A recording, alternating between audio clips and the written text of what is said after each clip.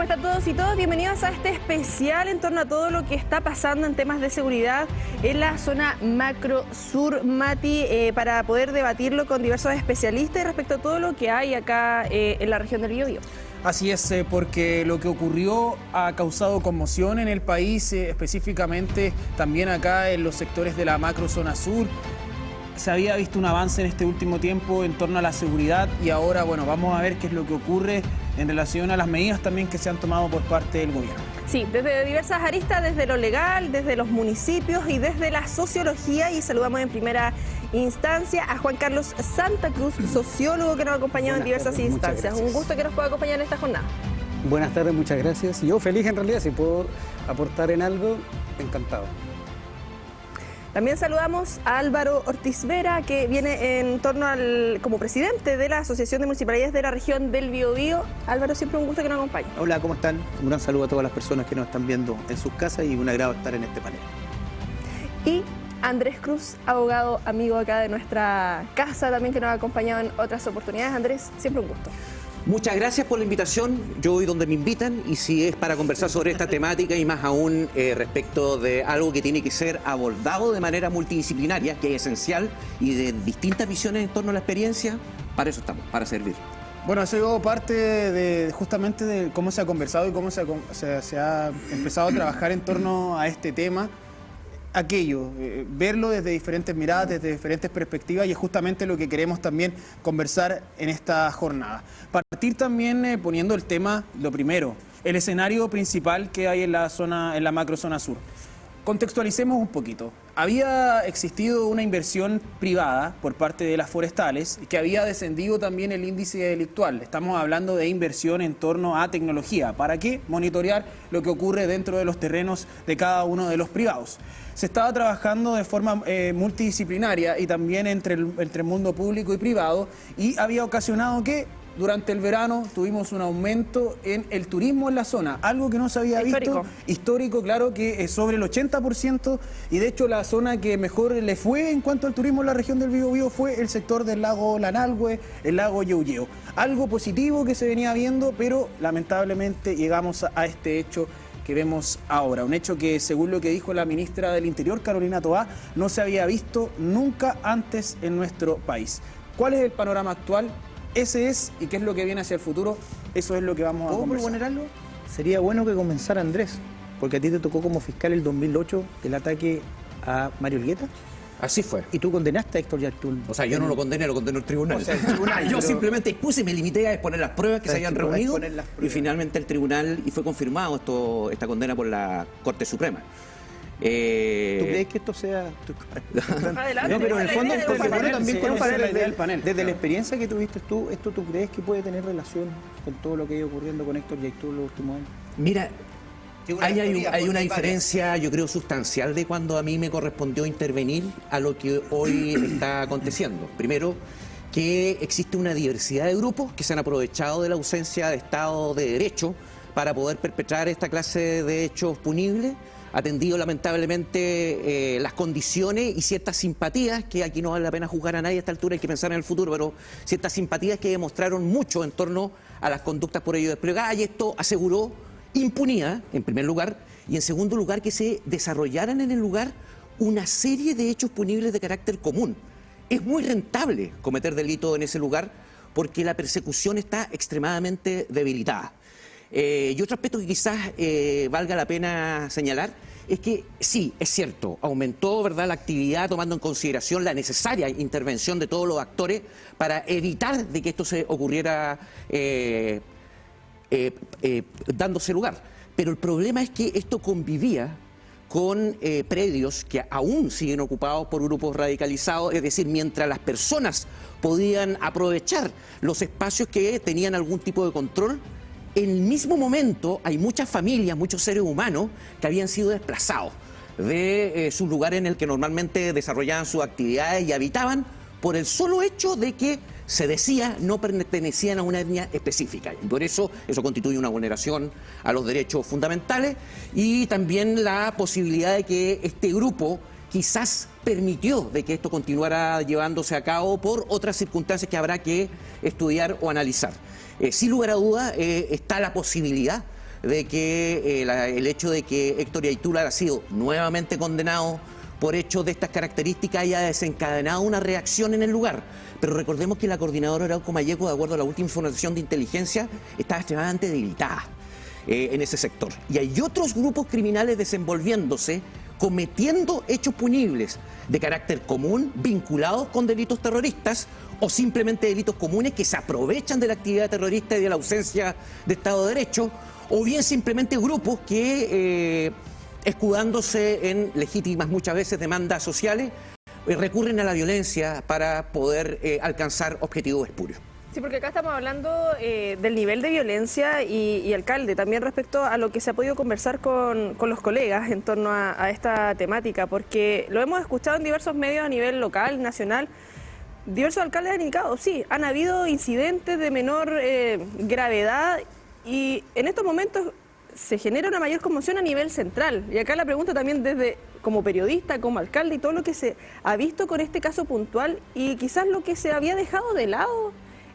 Como señalaba Mati, se había posicionado como zona turística, pero esto sigue pasando de una u otra forma y también eso que se van comentando con los otros alcaldes. ¿Cómo ha sido también esa conexión? Bueno, sigue pasando y con la preocupación respectiva en cada uno de los territorios. Al final esto va traspasando incertidumbre, preocupación, y eso se da en todo el territorio de la provincia de Arauco. Yo creo que esto, porque muchas veces como que hay ciertos inconvenientes, trancas, dice otro, de poder denominar esto como terrorismo. Esto no es la causa mapuche. Claramente no.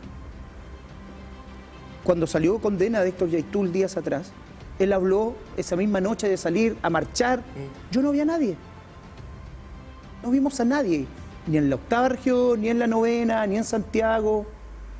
Y después, un 27 de abril, justo para el Día de los Carabineros y Carabineras, ocurre este atentado. Mire, se han visto varias alternativas o razones. Hipótesis. Claro, que se están barajando en torno a explicar una tan descabellada como que habría sido algo generado al interior de la institución de Carabineros para poder salvar al director general Yáñez, ¿verdad?, en su formalización que prontamente tenía que ocurrir. O sea, de ese nivel de descabellada teoría hemos escuchado. Y ya el Servicio Médico Legal entregó los primeros resultados donde habla que los 3 funcionarios de Carabineros, a cuyas familias nuevamente y a la institución entregamos nuestras condolencias, y que en este momento están ocurriendo sus funerales en la provincia de Arauco, tienen impactos de bala en el tórax y en la cara. Porque también estaba otra teoría, que habían sido quemados vivos. Sí. O sea, o que había algo raro, ¿por qué Carabineros no había avisado a militares de que iba a ser un procedimiento y por qué el furgón de Carabineros no estaba acompañado de militares? ¿Verdad? Y lo que estaban viendo era si una persona estaba cumpliendo su condena de arresto nocturno domiciliario. Una medida cautelar. Una medida cautelar. De arresto domiciliario. Entonces, yo creo que acá esto que es terrorismo, por cierto, que prende todas las alarmas nuevamente. Lo que ocurrió en el estadio el domingo, Higueras, es también, no sé si es consecuencia de o es psicosis, producto de, pero acuérdense que el partido estuvo suspendido casi media hora porque hicieron un aviso de bomba, casi una hora, hicieron desalojar toda una parte del estadio. Entonces, ahora el temor no es solamente en la provincia de Arauco, es en toda la región y el país. Porque si efectivamente estas personas que tienen una capacidad de armas de fuego bastante grande y elevada, y que tienen una sangre fría y una preparación para poder asesinar a 3 carabineros y que todavía no se encuentren estos culpables, entonces no estamos hablando de delincuentes habituales o amateurs, estamos hablando de personas que están preparadas. Entonces, en la reunión que tuvimos, yo concurrí ese mismo sábado en la mañana a Los Álamos, estuve cuando llegó el presidente, la ministra, etcétera, parlamentarios, los colegas alcaldes y alcaldesas de la provincia de Arauco. Lo que nosotros queríamos era saber qué vamos a hacer de aquí en adelante. Certezas. Y aquí hay un tema que lo voy a decir más adelante, pero lo voy a plantear ahora. ¿Sabes lo que ocurre en la ciudadanía? Que cada vez que una autoridad de gobierno rechaza profundamente estos hechos pide que se mantenga el estado de excepción o mayor presencia del Estado en Arauco, inmediatamente por redes sociales sale el video cuando esa misma autoridad en el año 2019 decía totalmente lo contrario. Entonces, ¿a quién le creemos? Y esto ocurre... Miren, y no lo estoy diciendo porque yo tengo cercanía con muchas de esas autoridades. Yo voté en segunda vuelta por Gabriel Boric. El tema es que la ciudadanía, cuando escucha a un presidente que dice esto no puede ser, yo le creo que lo dice, lo creo. La delegada, ministras, parlamentarios, parlamentarias, pero la verdad es que cuando uno empieza a revisar ese mismo video del año 2018, 19 o 20, donde dicen todo lo contrario y lo decían con rabia, entonces cuesta a la ciudadanía creerle. Entonces cuando estábamos saliendo del complejo ahí en Los Álamos, cuando fuimos a dar el pésame y estuvimos todos, no eran solo familiares los que estaban gritando, eran personas que estaban enrabiados con todos los que estábamos adentro, menos con carabineros y carabineras. Con todas las instituciones. Con la institucionalidad principalmente política de nuestro país. Producto que no hemos sido capaces como Estado chileno, como sociedad, de poder entregarle certezas de cómo vamos a terminar esto. Que no puede ser que la declaración diga, uy, veníamos tan bien porque hace 6 meses que no pasaba nada. Llama la atención, o sea, claro, el hecho de que vengan a excusarse en torno a que se está avanzando, por eso esto lo vinculo con lo que tú muy bien decías en un principio, pero que sí, pero ahora esa explicación no es suficiente, no procede, y lo que quiere escuchar la gente es qué va a pasar en adelante. Certezas. Complementando lo que tú decías, es que recordemos que aquí hubo un atentado al Molino Grolmus, recordemos que no es el primer funcionario de Carabineros que muere, recordemos que no es la primera emboscada que se da en el lugar. Recordemos que... A carabineros, a fiscal. A fiscal, por eso... esto también hasta una ministra del Interior, pues. A un vehículo que transportaba niños hace un tiempo atrás también, claro. Entonces, esto no es algo que... Sí, entiendo que la gravedad es algo inédito, puede ser así, pero en torno a hechos de violencia que han tenido lugar en el territorio, no es así. Ese es el punto. Hay un tema ahí también, lo mencionó el alcalde. Días antes de que ocurriera este incidente, se aprobó la prórroga del estado de excepción. Es decir, iba a continuar el estado de excepción en la zona, se aprobó que continuara y ocurre este accidente solo días. Creo que fue 24 de abril cuando se aprueba, o sea, solo 3 días de diferencia. Pero yo creo que hay que... Pero esto que queda. O sea, a ver, yo sé que puede sonar impopular tal vez lo que voy a decir, pero yo creo que hay que pensar con la cabeza fría. Es fácil dejarse llevar por las emociones, no es porque los seres humanos somos seres emocionales en primer lugar. Como dije en otra oportunidad, seres emocionales dotados de razón. Y el Estado no puede obrar guiado por una emoción, tiene que obrar con racionalidad. Y con evidencia. Y con evidencia. Sí. Y tiene que diagnosticar bien lo que está pasando, porque, claro, nosotros conocemos de sobra la violencia rural que existe en este lugar desde hace mucho tiempo, pero no todos los actos se van a explicar de la misma manera por los mismos actores. De hecho, si nosotros buscásemos, y creo que la forma que se ha manejado la información, al menos de parte del Estado, ha sido prudente, no así la proliferación de hipótesis, porque en realidad puede ser cualquier cosa y es irresponsable tirar cualquier cosa. Creo que el Ministerio Público, para complementar lo que tú dices, ha obrado de manera muy correcta. Yo creo que ha obrado bien. Una cosa relevante es que, ahora, lamentablemente el Estado es reactivo en Chile, la política es reactiva en Chile, y eso lo hemos venido viendo hace mucho tiempo. Pero se puede reaccionar bien y se puede reaccionar mal. En algunas cosas creo que no se reaccionó mal. Creo que aventurar que esto tiene vinculación con la causa mapuche es arriesgado porque no hay ningún antecedente que lo muestre. Hasta que no aparezca, yo creo que no deberíamos hacer ese video, porque no existen. De hecho, cada vez, incluso en acciones con resultado de muerte, cuando está vinculado de una u otra forma, alguna organización que por A o B razón se siente interpretado o interprete la causa mapuche, sale una declaración, hay una pancarta, hay un volante, hay algo. Siempre hay algo. Acá nadie lo reivindicó. Si nadie lo reivindicó es muy difícil. O sea, uno podría ser en el mundo de la especulación, pero la experiencia nos enseña que todas las acciones vinculadas al movimiento mapuche siempre han tenido una reivindicación y ahora no lo hay. Sí, un matiz, un pequeño matiz, porque 100% de acuerdo con lo que tú dices, adhiero, y así tiene que ser, porque obviamente las políticas públicas se tienen que adoptar con evidencia, con el objeto de poder invertir, no solamente invertir bien los recursos, sino que obtener un objetivo. Pero fíjate tú que en el caso de Grolmus no hubo reivindicación. En el caso del atentado al fiscal Mario Elgueta no hubo tampoco reivindicación. Cuando se mató a un funcionario de Carabineros antes, en la misma zona, no hubo reivindicación. Con posterioridad, y aquí tampoco hubo reivindicación, da la impresión que los casos que son más graves tienden a luego, cuando empieza la persecución y la identificación de los responsables, que podrían estar o no vinculados, en eso estoy de acuerdo, no hay que aventurarse en torno a identificar inmediatamente estas circunstancias, luego levantan circunstancias que son montajes y persecuciones políticas.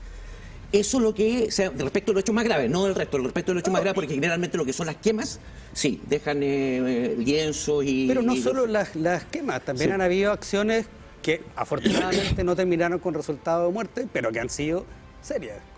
Como un corte de caminos con una vez, con personas armadas, que perfectamente podrían terminar en un cortes de caminos, sí, efectivamente así. Pero cuando han habido hechos de sangre y lesiones, suele ser de que estos sujetos no se reivindican. A lo que voy es que el Estado tiene que responder sobre la base de evidencia, no especulación. Y para eso deberían haber procesos de investigación previa de inteligencia que no se hace. Claro, eso se está haciendo ahora, justamente, se está trabajando se está discutiendo justamente en el Parlamento el tema de la inteligencia en el país, y que es justamente lo que están diciendo los parlamentarios, que esta discusión no tiene que ser a la rápida. No puede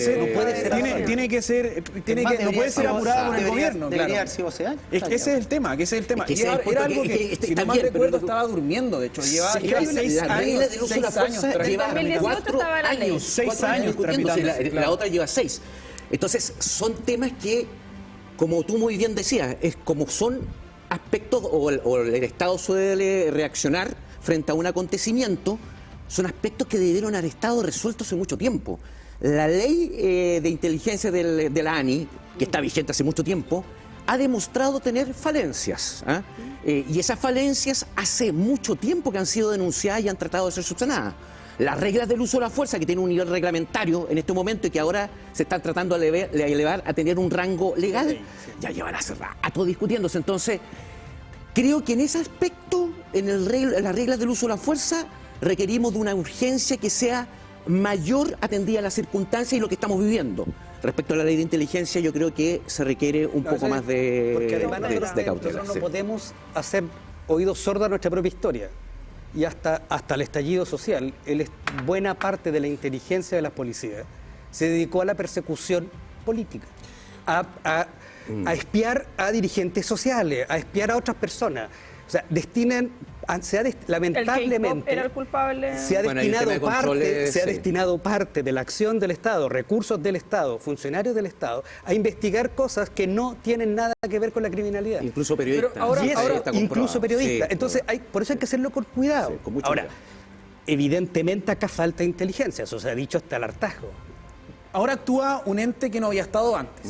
Esta es una oportunidad también de ver cómo va a actuar. Hablamos de la Brigada ECO, a cargo de la fiscal Marcela Cartagena, una brigada que va a estar trabajando 24/7, que va a estar investigando este hecho. No, era algo que Roberto Garrido. Claro, ahora Roberto Garrido que con su experiencia en temas de hechos punibles en zonas rurales va a tener que conformar su equipo. Y ahora él va a conformar su equipo. Seguramente va a aprovechar también la capacidad, esto tendrá que ver el fiscal regional, la capacidad instalada que tiene acá. Esto está dentro de la atribución del fiscal nacional a todo esto, el nombrar o designar un fiscal regional frente a acontecimientos de estas características. Que conozca el territorio. Y también que pueda contribuir de mejor manera a poder perseguir de manera más exitosa la investigación en el futuro. No es primera vez que se nombra fiscal regional. ¿Fue como una quitada de piso la Marcela Cartagena?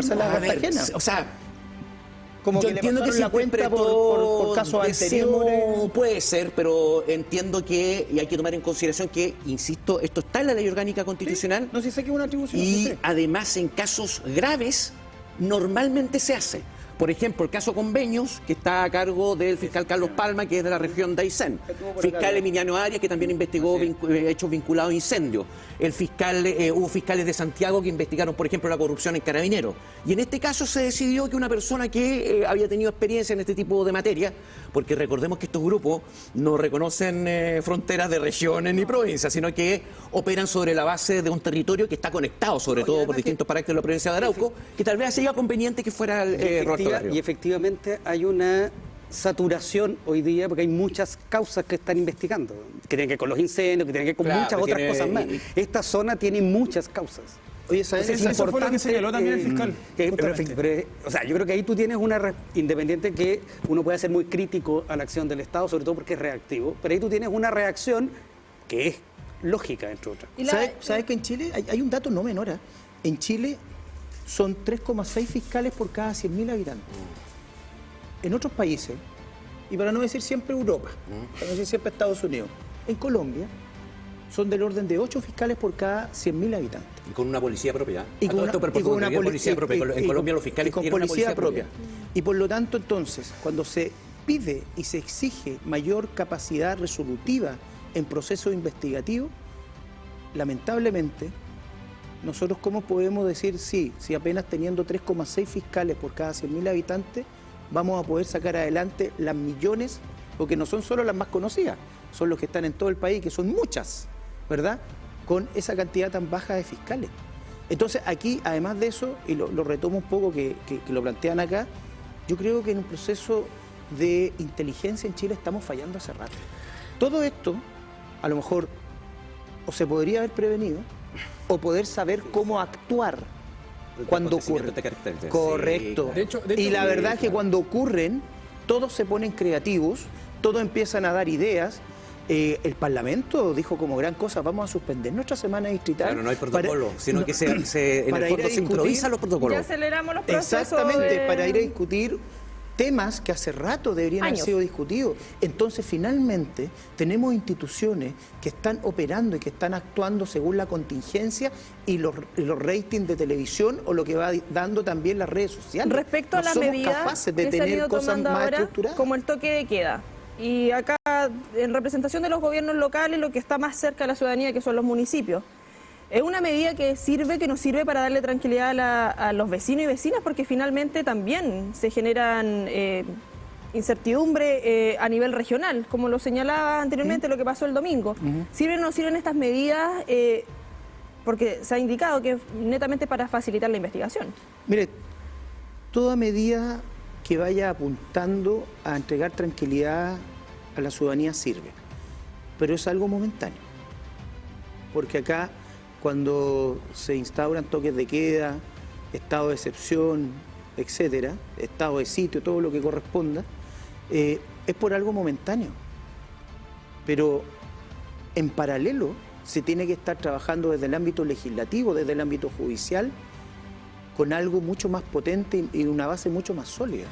Por lo tanto, yo creo que está bien, puede ser una medida que puede ayudar, pero no es la solución para algo que ojalá, con procesos de inteligencia y de investigación, permita llegar al fondo de lo que está ocurriendo. O sea, desde el punto de vista político, y tú puedes refrentarlo mejor que yo después, es cómo es posible que vivamos en una zona en estado de excepción constitucional, suspendiendo el ejercicio de los derechos fundamentales para combatir una situación que debió haber sido abordada a través de las herramientas que el ordenamiento jurídico común nos entrega.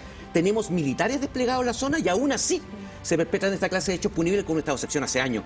Entonces creo que hay una problemática que está vinculada con lo que tú dices. O sea, es algo que llama la atención. Respondiendo a algo que decías tú, es difícil decir que esto podríamos haberlo... O sea, es casi imposible predecir todos los atentados, todos los ataques. No es fácil. Incluso en lugares que tienen una inteligencia infinitamente más desarrollada que la nuestra, les ocurren cosas igual. Carabineros iba en un vehículo blindado. No es que, porque en otros casos de otros, yo recuerdo un carabinero que asesinaron varios años atrás, iba, uno podría decir, iba casi, él no tenía las condiciones para enfrentar el procedimiento al que lo mandaron. Este no era el caso. Lo que pasa es que se enfrentaron a algo que no sabían que iba a ocurrir simplemente, y de una gravedad mucho mayor. no es normal que un país democrático tenga una zona entera en 2 años en estado de excepción. No es normal. Yo puedo entender que el toque de queda 2 o 3 días funcione para que yo tenga a la gente en la casa y pueda hacer las diligencias, digamos. Así como quédense en mi casa para que la policía... ¿Por qué? Porque esos primeros días son siempre cruciales en cualquier investigación. Pero a la larga no sirve de nada un toque de queda. De hecho, nosotros no podemos naturalizar el hecho de que estamos renunciando a derechos civiles para conseguir seguridad. Si la población lamentablemente se convence de que para tener seguridad hay que renunciar a nuestros derechos civiles, algo estamos haciendo muy mal. Nosotros estamos haciendo mal. Sí. Vamos en el camino contrario. Está absolutamente equivocado. El camino completamente equivocado. Está súper bien, porque estamos actualmente naturalizando, aceptando que no podamos nosotros desplegar la normalidad del desenvolvimiento de nuestros derechos, del Estado de Derecho en un territorio, y que solamente traemos a la luz, lo discutimos, sale en algún titular de los medios de comunicación cuando ocurren este tipo de tragedias. Eso es algo que hay que tomar en consideración para poder abordar qué vamos a hacer el día de mañana. Pero si no están haciendo su labor las instituciones, ¿por qué entonces el estado de excepción tiene que eliminarse? No tiene que eliminarse. ¿Por qué no sirve de nada un toque de queda? No, si no, sí. Yo creo que si ya estamos concluyendo que hay un problema basal respecto a cómo el Estado está enfrentando esto. Pero, por ejemplo, entonces, cuando yo le entrego a la ciudadanía la posibilidad de algo que me permite la ley, que me permite enfrentar la situación de excepción. Es el punto. La excepción no puede ser una normalidad. Pero la excepción yo entiendo que termina cuando se puede solucionar lo otro, o entrego certezas mayores. Es que eso implica que tenemos que tener justamente la predisposición, la voluntad para poder solucionar esto en un tiempo que sea mucho más acotado. Porque un país no solamente se gobierna desde la ideología. Pero por supuesto, y por eso yo creo que perfectamente no puedes mantener un estado de excepción durante 2 años. Pero la palabra porque excepción... para los efectos de ser pragmático, tú tienes que mantener el Estado del Derecho y aplicar las mismas leyes, el mismo estatus en todo el territorio de la República. La palabra excepción es muy clara. O sea, es excepción, no puede ser la norma. Si una excepción dura 2 años, eso es una norma. Entonces, o haces un cambio normativo, claro, o lo retiras, o haces otros cambios, pero no puedes naturalizar un estado de excepción como si fuera lo normal. Requiere que el Poder Central venga con más fuerza. Bueno, entonces si el Parlamento que aprueba el estado de excepción, pues, entonces esto mismo hay que decirle, bueno, propónganos algo distinto para no tener que estar viviendo en un estado de excepción permanente. En un año electoral. No estoy de acuerdo. Y yo creo que no solamente al Parlamento, pero porque lo que dice en relación con el restablecimiento del orden público es al gobierno. Hay un tema aquí también que tiene relación con el marco jurídico que nos rige a todos y a todas. El estado de excepción está dentro de aquello. ¿Qué es lo que ocurre también dentro de las normativas legales en nuestro país? Por ejemplo, hoy en día el gobierno no quiere actuar bajo la ley antiterrorista, porque según lo que señala y según lo que dice la ley antiterrorista, las penas no son tan duras como la otra. En este caso en particular, claro. Entonces, ¿cómo es posible que se catalogue un hecho como terrorista, pero que no se pueda utilizar una ley que es antiterrorista? Lo que pasa es que no está claro que sea un hecho terrorista. Yo creo que eso, y ahí el gobierno lo trata con mucha cautela, porque en realidad uno podría presumir terrorismo, pero esto puede ser perfectamente crimen organizado, y el crimen organizado no es terrorismo. Entonces hay que actuar. Pero hay un vacío legal en lo que es terrorismo, tengo un matiz, no estoy de Lo que pasa es que, nosotros tenemos una ley y evidentemente en función de lo que la ley diga, nosotros tenemos que, el gobierno y el Estado tiene que operar. Y podemos tener, evidentemente, diferencias. ¿La ley qué dice? Un acto es considerado terrorista porque el autor comete el delito con la finalidad de causar temor en la población o en una parte de ella. O sea, está presente este objetivo. Más adelante dice que se presume cuáles son las formas de que se ocasione temor. Y en ese sentido, la forma de comisión del hecho punible, de la forma de comisión se desprende que su intención es cometer temor. Exacto. Lo que pasa es si uno, en este caso puntual, pero hasta un portonazo infunda terror. Entonces, si todo es terrorismo, nada lo es. Sí. Y hay que tener muchísimo cuidado. Pero es que estamos hablando de una autoridad acá, o sea, una institución. Estoy hablando, sí, por favor. A mí me correspondió aplicar la ley antiterrorista, ¿ya? Y cuando tomé la decisión de aplicar la ley antiterrorista, fue porque la legislación común no entregaba herramientas investigativas que sí entregaba esta legislación, por ejemplo, la protección de testigos. A mí lo que uno echa de menos es que ahora de lo que se trata es de resolver el asunto. Y para ello hay que tratar de encontrar el marco que me permitiría a mí tener acceso a una mayor cantidad de diligencias investigativas. Obviamente que una de las vías es el crimen organizado, indudablemente porque entrega ciertas diligencias que o permite el desarrollo de ciertas diligencias que con delitos comunes no podría verificarse. Fíjate tú, recién se modificó el Código Procesal Penal para permitir esto el año 2023, el año pasado.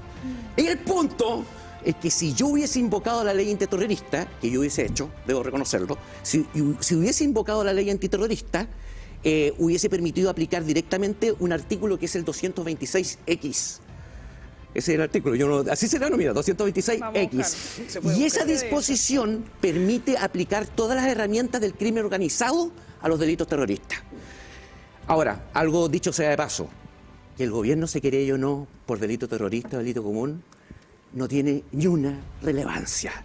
Es absolutamente indiferente, porque finalmente el que va a decidir sobre qué marco va a investigar y sobre qué marco eventualmente el día de mañana va a formalizar y sobre qué marco va a acusar es el Ministerio Público con una actividad autónoma distinta del gobierno. Las palabras de la vocera del gobierno precisamente en esta temática. Ojo con ese detalle. El gobierno igual lo ha hecho. De hecho, en la causa, hace muy poco habían comuneros mapuche en huelga de hambre por un incendio en Los Ángeles. Sí.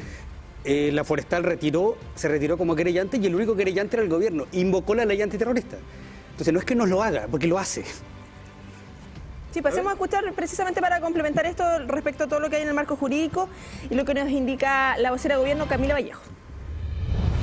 Sino que también señalar que no vamos a dudar en usar ningún arma y ninguna herramienta que sea necesaria dentro del Estado de Derecho para enfrentar este brutal crimen. Y esto no se trata solamente de dar justicia y garantías de no impunidad, sino que también de poder retomar la senda de mayor tranquilidad que se estaba logrando en la zona de estos sucesos. Ahí respecto a lo que se indica la vocera de gobierno, y vamos a dejar acá en stand-by para hacer una breve pausa en torno a todo lo que estamos comentando para seguir analizando lo que nos indicaba acá Camila Vallejo, ¿cierto? Así es, bueno, hemos estado conversando alrededor de diferentes temas. Hay algo que también vamos a hablar un poquito más adelante y es el tema del temor, el tema del terror. Hay que hablar también acerca de la gente, de las personas, de lo que sienten justamente, la comunidad, el miedo. Y que lo señaló un poco también el alcalde, que este miedo ya se está trasladando. Aviso de bomba en un partido de fútbol, algo completamente anómalo, fuera de lo normal. Pero vamos a hacer una breve pausa y ya regresamos con más de este panel de conversación en torno a lo que está ocurriendo en la seguridad en la macrozona sur y también acá en la región del Biobío.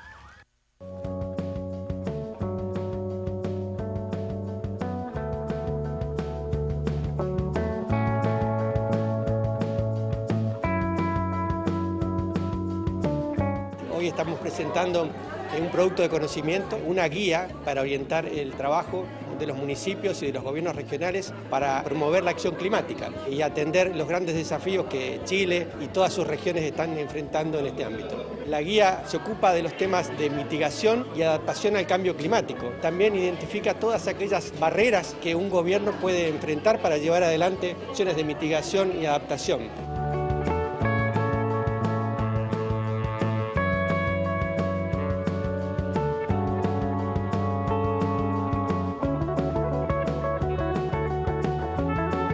Sabemos que este es un tema que ocupa y que preocupa a la comunidad, no solo de esta región, sino del país, y en ese sentido conecta muy bien con las preocupaciones y los compromisos que la Universidad de Concepción ha ido asumiendo, no solo en el ámbito de vinculación con el medio, sino de manera transversal en una preocupación por el medio ambiente, por el cuidado de la biodiversidad en nuestro plan estratégico, y a través de una acción muy concreta como es el proyecto Campus Naturaleza. Lo que la guía viene a hacer es bajar a nivel de acciones qué se puede hacer en los gobiernos locales, municipios, pero también qué se puede hacer a nivel regional para avanzar hacia una institucionalidad, pero también hacia un territorio más sustentable, particularmente en temas de decarbonización, en temas de transporte, protección de la biodiversidad y eficiencia energética.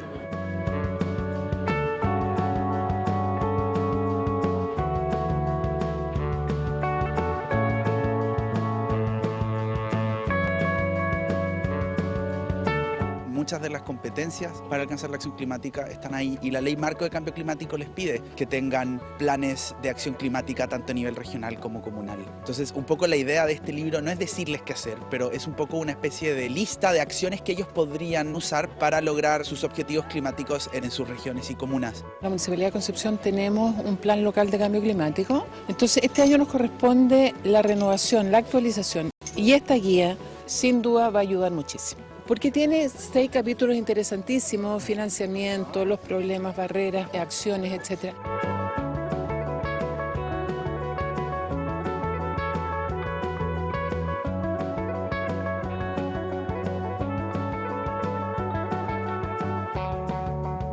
Hay diversas acciones que esta guía reconoce y ya la universidad a través de Campo Naturaleza viene a materializar. Por ejemplo, lo que son las medidas de prevención de incendios, lo que son las medidas de conservación de ecosistemas nativos, las medidas de restauración ecológica. Hoy en día Campo Naturaleza también representa un área que permite combatir o mitigar los efectos de alta temperatura. Por ejemplo, reducir entre un 40-60% más las olas de calor.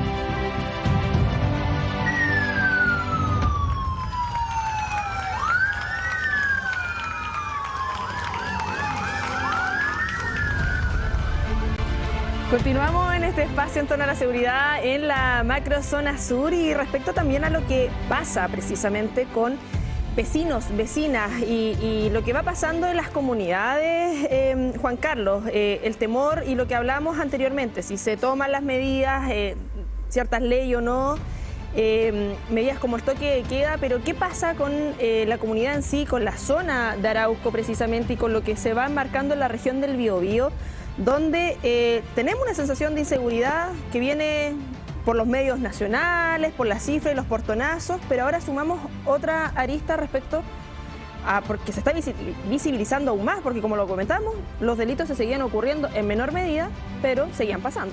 O sea, yo creo que el miedo es un problema muy grande, sobre todo cuando el miedo se instala y se transforma en sentido común. Porque el miedo se funda también en la percepción, verdadera o falsa, de que el Estado no está cumpliendo. Ahora, uno podría buscar muchas razones para esto, y efectivamente hay múltiples. El desprestigio del Estado, que no cumple las expectativas que nosotros tenemos, el sentirme abandonado por el Estado, pero de muchísimas formas. El problema del miedo es que suele inmovilizar o moviliza la rabia, y de la rabia no siempre salen cosas tan buenas. El miedo, cuando se instala en una sociedad, es tremendamente complicado porque nos empieza a hacer dudar de todos quienes tenemos alrededor. O sea, y si nosotros vemos además que tenemos una sociedad que se ha venido fragmentando con el tiempo, que está muy centrada en el éxito individual, en que yo ahí tengo una hipótesis personal, pero que en el fondo nosotros tenemos como una especie de ética de esta época, y es que lo único que importa es la satisfacción de mis deseos individuales o de los de cada uno de nosotros. Entonces van a haber algunas personas que van a respetar la ley para lograr esa satisfacción de deseos y personas que no, pero lo van a hacer igual. Y pareciera que todo vale si me beneficia a mí y todo es malo si me perjudica a mí. Porque se relativizan cosas que no deberían. Por ejemplo, el derecho a la vida, que tiene toda persona como derecho fundamental. Entonces, la primera cosa que se nos viene a la cabeza es, no, pena de muerte de nuevo, maten a estas lacras, etcétera. Y es como, perdón, el Estado no puede asesinar ciudadanos. El Estado tiene que tutelarlos a todos. evidentemente tiene que hacerse cargo de que la población sienta miedo, porque tiene que generar una condición, una situación de seguridad. Pero no puedo generar seguridad vulnerando los derechos de otras personas. No puedo generar seguridad pasando a llevar normas sociales básicas de convivencia en un Estado democrático. Y eso es muy complejo porque es muy difícil de manejar. Alcalde, y bajo esta perspectiva y en su rol de autoridad también, en relación a lo que ha sido el trabajo acá en la región del Biobío, en su calidad también de presidente de la Asociación de Municipios acá en la región del Biobío, ¿cómo se trabaja esto con las personas? Usted mismo lo señaló, las personas comenzaron a recriminarles a las autoridades, a recriminarle quizás cosas que no están bajo su control. No es su jurisdicción, por ejemplo, no es el tema de... Yo me salvé en esa pasada cuando salí. Claro. Alguien gritó, no, si el alcalde Conce ya no tiene nada que ver.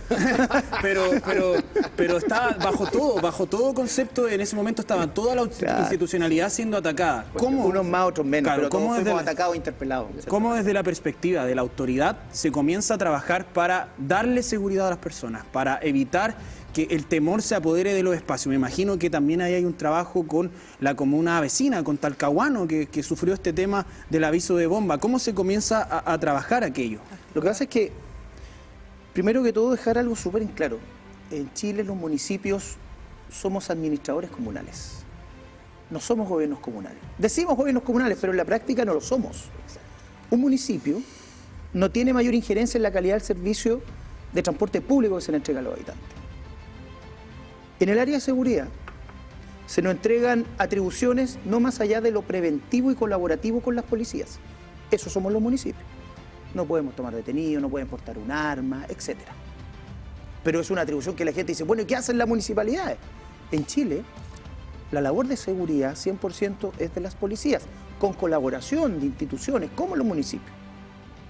Pero también porque tenemos que ya empezar a proyectar la administración territorial no solamente en las fronteras de la comuna, sino que, por ejemplo, aquí tenemos que hablar del Gran Concepción, donde nosotros tenemos problemas muy similares, tacos vehiculares, de seguridad. Y yo te doy firmado que si nuestros colegas de Arauco, que son 7 comunas, dicen, ¿cuál es el tipo de hechos delictuales que ocurren acá en Arauco? Pueden ser súper distintos a los de la provincia de Biobío o de la provincia de Concepción, pero existen igual. Ahora, yo partí diciendo las palabras que en el inconsciente colectivo, como hubiese dicho Charly García, lo que ocurrió con los carabineros es una venganza o una réplica o una consecuencia de lo de Héctor Yaitún. Pero dije a renglón seguido, pero para mí eso no tiene nada que ver con el conflicto mapuche. El asesinar a carabineros no es una estrategia de reivindicación. Ahora, a lo mejor algunos lo tienen asumido, sí, en la forma de, pero son cada vez menos, espero, pero hacen un daño enorme. Muchos años atrás, todos los hechos que ocurrían en la provincia de Arauco, se decía, no, el tema mapuche. Y en ese entonces yo me acuerdo que empecé a conversar con varias personas y me decían, no, lo que está ocurriendo allá es el robo de madera. Lo que está ocurriendo allá es que se metió el narcotráfico. Y uno decía, pero ¿cómo en la provincia de Arauco? Ya, el robo de madera puede ser, pero el narcotráfico sí, pues. Asociación ilícita, crimen organizado. Entonces también la delincuencia ha ido mutando en la forma de aplicarse, pero también en los territorios en los cuales estábamos acostumbrados a ver ciertos tipos de hechos delictuales. Aquí en Concepción, en la provincia de Concepción, nosotros no tenemos robo de madera, pero sí podemos tener personas que estén financiando el robo de madera en la provincia de Arauco, por ejemplo. Y el tema de la droga, mire, eso está permeado en toda la sociedad, no solamente chilena, sino que a nivel mundial. Porque mueve mucha plata. Mucha plata. Entonces, todo esto fue cambiando. Mira, cuando empezaron las discusiones por los procesos migratorios, principalmente con haitianos en ese entonces. Acuérdense que la primera oleada grande fue peruanos, haitianos, colombianos, hoy son los venezolanos. Chile, recién hace algunos años, está cambiando todo lo vinculado a su legislación migratoria. Porque teníamos, y tú sabes, que venían de la dictadura. De la dictadura, súper arcaico. Sí. Entonces, esto que uno veía en otros países, finalmente llegó a Chile y empezó a ser una realidad y no estábamos preparados para ello. Ahora, vuelvo a reiterar otra cosa. Muchas veces se sacan leyes solamente para la cuña en la televisión, para mandarlo en un buen pantallazo de redes sociales. Acá, si no somos capaces de entender, y qué bueno que ahora la votación sea obligatoria, y hay un paréntesis, derechos y deberes. Tenemos el derecho de elegir a nuestras autoridades y que se nos entregue un buen servicio, pero lo menos tenemos el deber de levantarnos una vez cada 4 años y ir a votar. Bueno, sí. Yo no estoy de acuerdo con el voto obligatorio, la verdad, porque creo que yo, hacemos votar a gente que no sabe cómo conoce el Estado, no le interesa el Estado, sí, pero la y tarea, el efecto puede ser incluso peor. Claro, pero la tarea, entonces, es poder informar bien a la ciudadanía y decir para qué es cada cargo. Y un derecho, por ejemplo. Y el derecho a votar, también yo puedo ejercer el derecho a no votar si no me convoca nadie. Bueno, entonces no puede... sí, porque yo estoy obligado a ir a votar. Porque, ahora a mí, a mí Juan Carlos, me encanta votar. O sea, a mí también. Pero yo creo que nosotros no debiésemos obligar a la gente a votar. Yo soy de la teoría derechos y deberes. Bueno, la visión es y con liberal, esto termino. Está bien. Sí, y con esto termino de el por qué es importante saber muy bien quién va a dirigir los destinos de un país, de un parlamento, de una comuna, de una región, etcétera. Porque una cosa muy distinta es con guitarra. ¿Sabes por qué? Porque lo que estamos viviendo ahora en Arauco es algo que de una u otra manera se ha ido dando en diferentes puntos del país con diferentes procesos. Proceso migratorio, bandas dedicadas, ¿verdad?, a traer personas, empiezan a aparecer tipo de delitos, personas que uno veía en Netflix nomás o cuando veía la serie de Pablo Escobar en Colombia. Eso llegó a Chile. Y tenemos que hacernos cargo de eso. La forma en cómo opera el narcotráfico. Aquí mismo, al lado, teníamos personas que se movilizaban por las calles de Concepción o del Gran Concepción o de la región en un Lamborghini amarillo. ¿A nadie le llamaba la atención? Entonces, ya no tienen ningún empacho de decir nosotros a la mala obtenemos lo que queremos. Obtenemos lo que queremos. Teniendo en consideración lo que hay en este año, Juan Carlos, que lo hablamos en otra instancia, esa delgada línea entre el populismo, lo que debemos decir, lo que no debemos decir, lo que muchas autoridades a nivel central, local, han ido diciendo en torno a este caso en particular. Y el miedo a la cancelación. O sea, algo importante también frente a la proliferación de redes sociales y las consecuencias de la funa por no opinar como la masa. Yo creo que es importante tenerlo en cuenta. Ocurre que, por un lado ocurre que él es muy fácil, ¿no? Porque esto genera conmoción. Yo voy a estar todo el día dándolo y efectivamente es muy fácil sacar réditos políticos de una situación como esta. Si yo quiero darle al gobierno, este es el momento. Si el gobierno fuera otro y pasa algo así, ese es el momento. Es muy fácil. ¿Pero qué pasa con la ciudadanía en la casa? Que prende Lo que pasa es que, bueno, usted, me imagino, ustedes son periodistas, así que lo tienen que haber pasado alguna vez en la universidad. Ustedes tienen muy claro que no es tan difícil manipular la opinión pública. Porque además son cosas que se han venido estudiando una y otra vez. Jürgen Habermas, que tú tienes que ubicarlo, hablaba de la opinión instalada. No de la opinión pública, sino de la opinión instalada. Entonces es fácil. Porque, insisto en esto, los seres humanos somos seres emocionales. Y una persona normal se va a conmover ante el dolor, se va a conmover ante la tragedia. Bueno, y la primera respuesta va a ser como, hagamos algo. Por lo mismo nosotros tenemos este tipo de paneles y con respaldo y no poner el micrófono por poner el micrófono. Y creo que hay gente que hay gente que es muy irresponsable. Entonces nosotros, por ejemplo, hay una cuestión que se viene dando en los medios desde hace... O sea, yo lo veía cuando vivía en Europa. Pero que además es como si fuera un modelo, porque es igual a lo que pasa hoy día. Que, por ejemplo, yo voy a dar una noticia de criminalidad y después doy una noticia de inmigración juntas. Claro, para el efecto de la sensación de que están vinculados. Porque la gente los va a vincular. Sí. Entonces yo voy a vincular siempre una cosa con la otra. Después va a aparecer la banda de dominicanos, listo.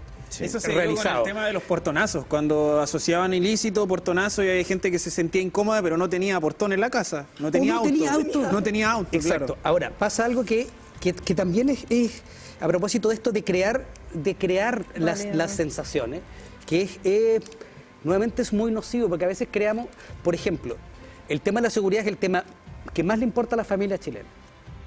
Pero nosotros asociamos a una sola forma de seguridad, porque no estamos hablando de la seguridad de las mujeres a caminar por la calle.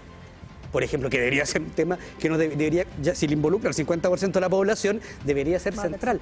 Y hace poco tiempo, sí, un poquito más, hace poco tiempo salió una estadística que habla que el 90% de las mujeres chilenas tienen miedo a andar por la calle. Y así la seguridad de envejecer. Yo voy a envejecer y no sé cómo me voy a financiar. De esa inseguridad no habla nadie. Seguridad social, seguridad ambiental. Deberíamos hablar de la seguridad. Sí, es verdad, en términos mucho más amplios. Globales. No, pero en los medios... o sea, yo estoy... No llegamos a nada. Hay estudios que han mostrado la cantidad de horas que los noticiarios gastan ilustrando un ilícito tras otro, un asalto tras otro, un crimen tras otro. En realidad la criminalidad representaría un 1 o 2% del sistema de convivencia normal, pero en los medios de comunicación eso se extrapola en un 30, 40%. Y eso, claro, eso genera una sensación de inseguridad. Nosotros sabemos que América Latina es el continente o subcontinente con más inseguridad asociada a la delincuencia. Eso se sabe, un dato de la causa, más que muchas otras partes del mundo. Pero, por ejemplo, nunca se habla de que Santiago es una de las capitales más seguras del continente. Y la sensación de inseguridad en Santiago es mucho más alta, por ejemplo, que en San José, en Costa Rica, que tiene una tasa de asesinato del doble. Hay una razón. Escuchando, te estoy diciendo, si Santiago es el más seguro, ¿cómo debe ser el resto? Lo que ocurre, mira, no hace mucho nosotros estuvimos con una tasa de homicidio. Por eso como pero para terminar del tema de la estética, 3,5 homicidios por cada 100.000 habitantes. Hoy estamos en un 6,3%. Bueno, San José tiene un 11, claro, algo. Hay una diferencia notable, pero nosotros hemos tenido un ascenso que es significativo del que hay que hacerse cargo. Bueno, no estoy diciendo que sea grave, pero hay que hacerse cargo. Y hay otro aspecto que tal vez es importante de la sensación, estoy de acuerdo. Y gran parte de esas personas que hacen esos asesinatos no son extranjeros. Que es lo que uno también podría pensar con el mismo ejemplo que dabas tú. Un hecho criminal y después una nota sobre migración. Los asesinos son chilenos. Nacionales que no van con la estadística, no van con la base académica y que nosotros obviamente como medio de la Universidad de Concepción... Que está vinculado pero tal vez con un pequeño punto respecto a lo que decías tú. En términos de que el silencio también puede conllevar a que lamentablemente no abordemos de manera significativa y efectiva lo que está relacionado con la criminalidad. Voy a sacarlo con el tema de Tirúa, Cañete, Arauco. Hemos guardado silencio o no lo hemos abordado como se aborda la criminalidad en otros lugares, y eso implica que este silencio ha significado la ausencia de Estado de Derecho. Y esa ausencia de Estado de Derecho ha permitido que se desarrollen sin ningún tipo de contrapeso distintos grupos criminales que se ven beneficiados como consecuencia de las acciones desplegadas por distintas agrupaciones en ese espacio. Por lo tanto, para poder realizar o poder invertir en políticas públicas, diseñarlas, implementarlas, evaluarlas, se requiere conocer una realidad. Sí. Y a uno le da la impresión que la realidad de la violencia rural en la provincia de Arauco no ha sido abordada de manera tal de obtener material para poder finalmente enfrentar de manera mucho más significativa y exitosa a estos grupos subversivos y criminales. Van quedando poquitos minutos de conversación y para ir finalizando hablamos un poquito acerca de lo que ha sido la migración, de lo que ha sido este roce de culturas y lo que ha sido también en aquello, según el análisis que nosotros también hemos podido ver con los diferentes invitados e invitadas que hemos tenido a nuestros espacios para poder conversar en torno al tema, y es la importación de la violencia. Hay países en los que la cultura de la violencia es parte de la realidad y eso ha ido ocurriendo en nuestro país. Hoy un hecho violento como esto no es tan descabellado de pensar como si lo hubiese sido hace unos años atrás. Es decir, lo hemos mencionado, han habido otros hechos, han habido otras situaciones similares, quizás no de las mismas características, pero similares. ¿Cómo ha estado aquello también, obviamente, considerando las políticas públicas que existen actualmente? A ver, yo creo que en primer lugar hay que entender, nosotros el año 2000 o por ahí, desde los 90 en adelante, hablábamos de la globalización. Y lo veíamos con bastante optimismo y esperanza. Pero la globalización tiene cosas buenas. La globalización, lo que pasa es que la globalización es un proceso y el crimen organizado también está globalizado. Yo siempre digo, y lo repito casi como un mantra, que acá hay que seguir al dinero. El dinero se mueve. Si usted sigue el dinero, usted va a seguir a los culpables de muchos de los delitos que nos aquejan profundamente. Porque claro, la gente dice, oh, no, es que este tipo era colombiano, que este tipo no sé qué, da lo mismo eso en realidad. En estricto rigor, busquemos, cuando nosotros, porque hay una cuestión de la que en Chile se habla muy poco cuando se estudia criminalidad organizada, y es ¿cuál es el mecanismo para blanquear el dinero? ¿Por qué tendría sentido hacer lo que se hace? Claro, acumula un montón de dinero, pues ¿dónde se blanquea? En muchos lugares nosotros sabemos que detrás, por ejemplo, del negocio inmobiliario están las bandas criminales. Bueno, porque es uno de los mejores lugares para blanquear dinero. Hemos permitido que eso ocurra. Nosotros Estas bandas lo que quieren es que no se genere mucho ruido y obtener rentabilidad y un éxito por eso necesitamos inteligencia para seguir. ¿Con la inmobiliaria estoy preguntando? No lo sé, yo creo que sería irresponsable decir cuál es cuál. Pero hay que seguir porque la otra vez dejaron el manto de uva en todas las barberías. ¿Se acuerdan de la denuncia? Sí, generalizaron. Sí, son, claro, pueden ser que esas empresas que mueven una más plata y la otra menos. Pero cuando, pero en Concepción tienen 116 locales patentes de barbería. Sí, pero yo y la denuncia fue contra 9. Y no sabemos cuáles son.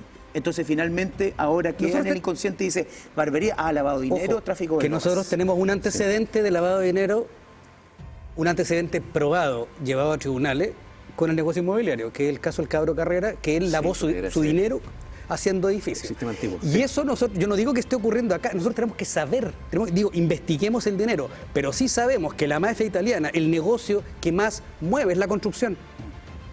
Porque es muy fácil de mover, porque además yo abro una empresa y la cierro cuando acaba la empresa y es muy difícil seguir después. Entonces yo voy creando empresas nuevas para cada proyecto y es muy fácil meter la plata ahí para después sacarla. ¿De qué forma se puede hacer? A lo mejor la empresa inmobiliaria no lo sabe, pero llega un inversionista y le dice, mira, te pago 100, dame, no sé, te financio la mitad del edificio. Bueno, construye su edificio y se hace rico. O le compra los departamentos porque a través de la compra yo blanqueo el dinero. Bueno, a través de bodegas también hay muchas fórmulas de poder blanquear finalmente el dinero. Y ahí está la clave. Es una fórmula. Mi sensación siempre es que hay temor a seguir el dinero. Porque vamos a llegar a determinados lugares que quizás no nos va a gustar tanto que... Tal vez puede ser, pero yo creo que ahora dice más relación con lo cansino y lo burocratizado que está el sistema para poder enfrentar estas macroinvestigaciones. Nuestro sistema estaba pensado para otra realidad y otro contexto. Estas investigaciones macro implican recursos, capacitación, tecnología, espacio. Bueno, es que parece que tener disposición. O sea, si nosotros vamos a buscar el dinero, vamos a pillar mucha evasión tributaria. Vamos a pillar un montón de delitos tributarios. Para finalizar el tiempo Es que hay muchas formas de evadir también. Brevemente, 30 segundos cada uno. Lo que debiese realizarse, las medidas que se debiesen tomar ahora para poder combatir la inseguridad que existe en la zona macro sur. Yo creo que hay que tener voluntad de restablecer el Estado de Derecho y aplicar la fuerza pública sin ningún tipo de complejo, sin ningún tipo de ruborización, tomando en consideración que en estos momentos hay seres humanos que están padeciendo miedo y que exigen la presencia de la institucionalidad que muchas veces con razón se ha ganado la desconfianza de la comunidad por no haber obrado de manera oportuna. Yo creo que un poco en la línea que va Andrés, mucha voluntad, dejar de lado las trancas, ¿verdad?, los prejuicios, el hacerlo políticamente correcto o decirlo políticamente correcto. Lo que tenemos que hacer capaces, primero, de que la justicia opere y se vea. Y en segundo lugar, ser capaces también de entregar tranquilidad y certezas a la ciudadanía. Y mano dura. Si aquí gobernar nunca ha sido miel sobre hojuelas. Y el gobernar significa también, en virtud de lo que dice la ley, poder aplicar una mano dura, que es lo que corresponda en las situaciones que, por ejemplo, estamos viviendo en la provincia de Arauco. Y eso sin tapujos. Yo no he cambiado ni lo que pienso políticamente, ni estoy pensando cómo lo puedo hacer para una elección que venga, sino que eso es sentido común. Y el sentido común me hace opinar esto. Juan Capi. Bueno, yo creo que para resolver el problema de la macrozona sur lo que hay que hacer es de partida enfrentar el problema de Mapuche como un problema político, no criminal. Y eso quiere decir sin prejuicio, o sea, sin tapujos, sin estar dispuesto a devolver tierra, dar autonomía, porque ahí vas a desactivar una buena parte de un conflicto y luego atacar directamente las bandas criminales que operan en el territorio. Si hay narcotráfico, que se ataque la banda criminal de narcotráfico. Roban de madera, que se ataque eso. Pero hay que resolver un problema que es político, no criminal. Muchísimas gracias. Tengo un matiz ahí, pero para otra conversación. No, vamos a seguir con el tema, obviamente, como TVU, abordándolo desde nuestros diversos programas. Muchísimas gracias a los tres. Muchísimas gracias por estar hoy con nosotros. Por favor, a su disposición. Y ahora tengo que salir corriendo a la universidad. A todas y a todos quienes nos acompañaron, muchísimas gracias y nos reencontramos en una próxima oportunidad.